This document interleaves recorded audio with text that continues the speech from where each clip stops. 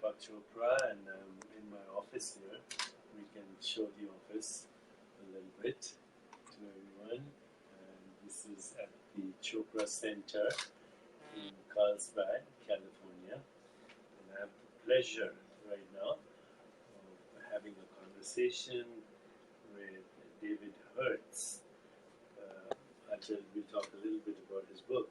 But before that, I want to start the conversation by asking David a few questions. He happened to come yesterday and sat through some of the course we were doing here this weekend. So let's start the conversation. David, how would you describe yourself? I'm an architect, but I really think of myself more as a systems thinker. You were telling me about basically your invention. May I call it that? Yeah, I didn't actually invent it. I've been really taking that invention, the patent, which was patented in Florida, and actually the machines are made in India. But I've brought them to California and expanding them around the world to bring water made from air to people in need around the world. So let's talk about that. How do you make water from air? Well, magic, huh? It sounds like alchemy, and frankly, it sounds too good to be true. And when I first heard of it, I tried a machine, and we currently in my office in Venice, we use solar energy to make about 150 gallons of water, fresh, drinkable water per day, which we give away to the community. As it turns out, the ocean evaporates into the troposphere every day, and every week it is completely renewed. It's fresh distilled water, and there's more water than if you were to condense it than all the rivers on the planet. And so we have a world water crisis. We certainly have a crisis in California, and using these technologies to put kind of proverbial straws in the sky rather than in the ground, for ideally a point of use, distributed water, so that people can make their own water and have water self-reliance. No matter where they are, right? No matter where they are, if they can co-locate with heat and humidity. And that's where we're using alternative energy to make water, to grow food, and to create jobs. So that's the systems thinking.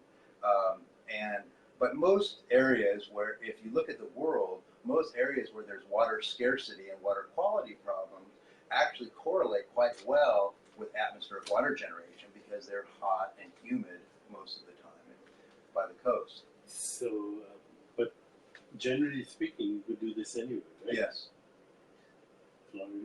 Florida is the perfect climate to make atmospheric water, especially because of its heat and humidity.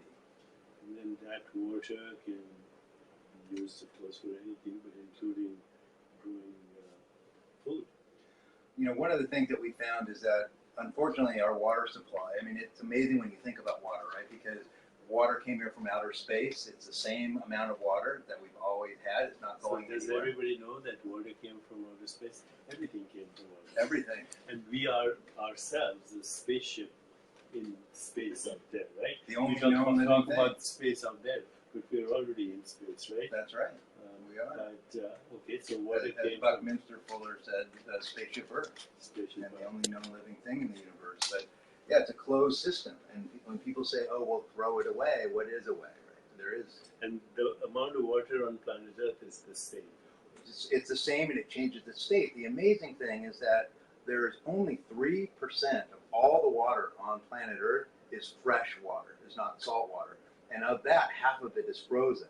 So you have 1.5% of all water on the planet is even drinkable. Now of that, much of that is in the ground, is unfortunately also contaminated or locked up in rivers or streams. So about 0.22%, doesn't sound like a lot, but it turns out that it's 37.5 million billion gallons a day of water that's able to be harvested efficiently from our atmosphere. And the water is, of course, circulating through us.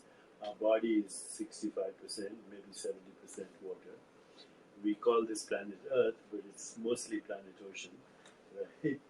And our health right now, according to a lot of people, the water that's circulating through our bodies has a lot of toxins, has a lot of carcinogens, has a lot of antibiotics, a lot of pharmaceuticals, because people consume these things, animals are fed these things, and so if you look at somebody's blood supply and you look for these toxins, they're part of us. And one of the things we emphasize at the Chopra Center is not to ingest toxins in any form if you can help it. And this water that you're generating from the air instead of from the earth, this would be free of toxins, I presume, relatively compared to the toxic water supply coming from the earth. It's one of the purest forms of water because it's gone through a hydrological cleansing. So unfortunately, what we find is that water has a memory. Everything that it comes in contact with, it keeps. It does. It's fascinating. And if we ingest pharmaceuticals... Where in the water molecule is the memory? I don't know exactly where it is, but I know that it's been quite well analyzed, and we know that, right? We know that whatever it comes in contact with. So if there's pharmaceuticals, for instance, and they're in the water supply, they stay in the water supply. Pharmaceuticals, hormones, antibiotics, you name it, petroleum products, right? Because there's a lot of petroleum that's used in industrial food production.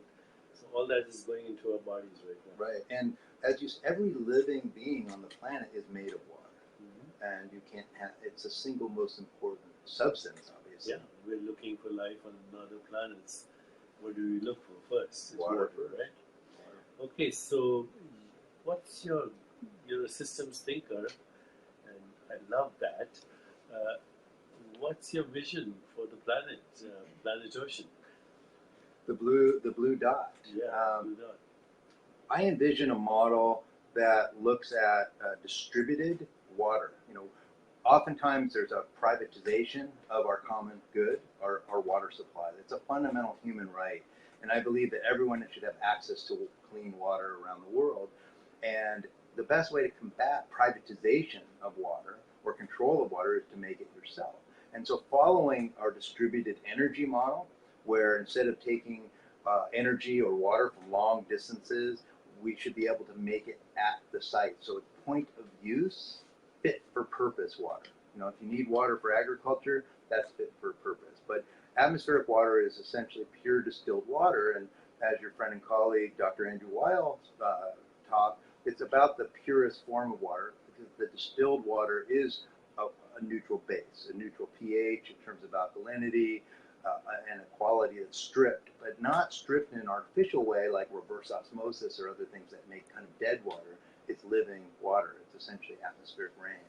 So you were very kind to bring me this book as a gift, The Restorative Home, Ecological Houses. And this is a beautiful picture on the cover. Tell me a little bit about this house. This is a house that I designed a couple years back on a beautiful mountain site overlooking the Pacific Ocean, and I made it out of the wings of a 747. These are the left and right wings, and these are the two horizontal tail stabilizers. And so it was a way to speak about radical reuse and repurposing. Analyzing what we take, make, and waste, and how we have a linear society that often creates a lot of waste, and we have thousands of airplanes desiccating in the desert of obsolescence in California, and taking some of that and doing a radical repurposing of this object, which was already designed to be the most efficient use of resources to achieve the highest strength, the lightest weight, that would be devalued, right? It would be downcycled, made into a soda can. So I was interested in upcycling it and ultimately creating a sublime architectural work where you live under the wings of an airplane, that you are connected to nature, and you're able to really see the beautiful sculptural aspects of that wing. You're an architect? Yes. There you are. And so, if I look in this book, you've got a number of extraordinary homes right? That are ecologically friendly, that have the same technology, right? Yes. Part of what I've been interested in is, especially in these works of home, is the restorative home is about a place that is free of chemicals, free of electromagnetic fields, that put you in contact with nature, with natural materials, so that maybe you can't escape from the bombardment of a, say, an urban society, but at least when you come home, especially when you sleep, that should be a restorative environment and let you be free of all those burdens and connect you to the natural world. David, can you use your technology in a desert, for example? In the desert, it's often very dry, but one of the things that we're interested in is co-locating. Using systems thinking, you realize that plants evapotranspire. They create a lot of humidity. And in a greenhouse, you get abundant free solar energy. But you also have too much humidity in a greenhouse.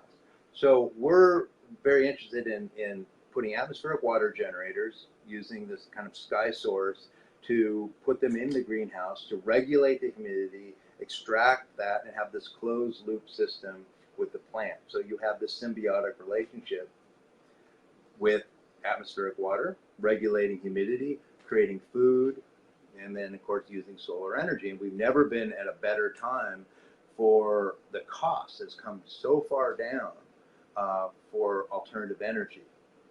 So, I think everyone knows this, but I will reinforce it. If you put an animal, a mammal, or any other animal that breathes in oxygen in a vacuum, it'll die. If you put a plant in the same vacuum, it'll die. Put them both together and they both live, right? This is our ecosystem where everything left to itself is self-organizing, self-correcting, self-evolving spontaneously. We mess that up, right? With climate change, with extinction of species, with all the things that we've done to the earth, to the atmosphere. And many people say, if there's going to be another extinction, it will be because of the human species, and not only the human species, but the capacities that human species have through having created technology. Because technology is basically also part of our evolution. It's unstoppable. It's technology that created climate change, indirectly. Technology, industrial food production, that despoiled the earth. With technology, we have mechanized death in the form of weapons. And so we are in a moment right now where some people say it's too late, right, to reverse anything, that it's inevitable. Within a generation to 3 generations, we risk mass extinction.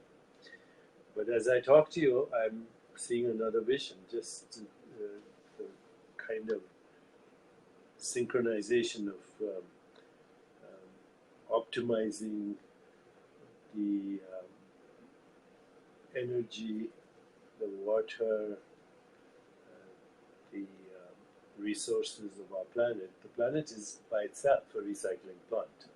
You said the same amount of water since the earth was formed, right? So everything is being recycled. It's the best recycling plant is nature. Right. But you're saying is now with creative thinking, we can actually possibly repair what the damage we have created. We have to do more because we have created damage. So the idea of a regenerative or restorative technology, I don't blame technology, I blame man, Humans, right? yeah. But humans who are disconnected from their source. Correct. Or just lack the knowledge about the impacts that man could have, right? We look out at the ocean, we look, and it looks I'm glad you're infinite. saying man, because men did it mostly.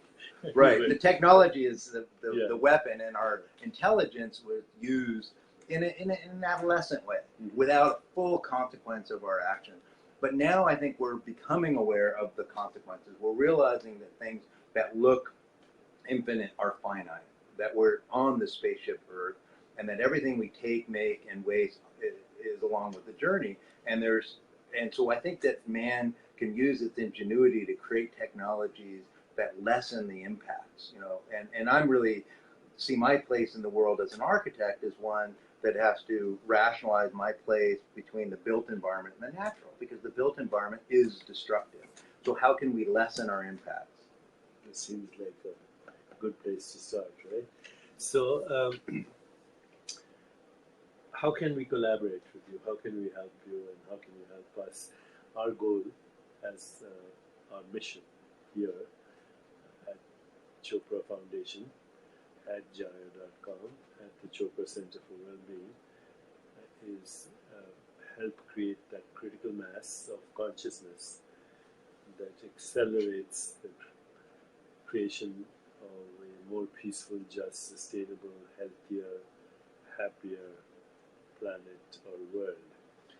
And all these things are connected.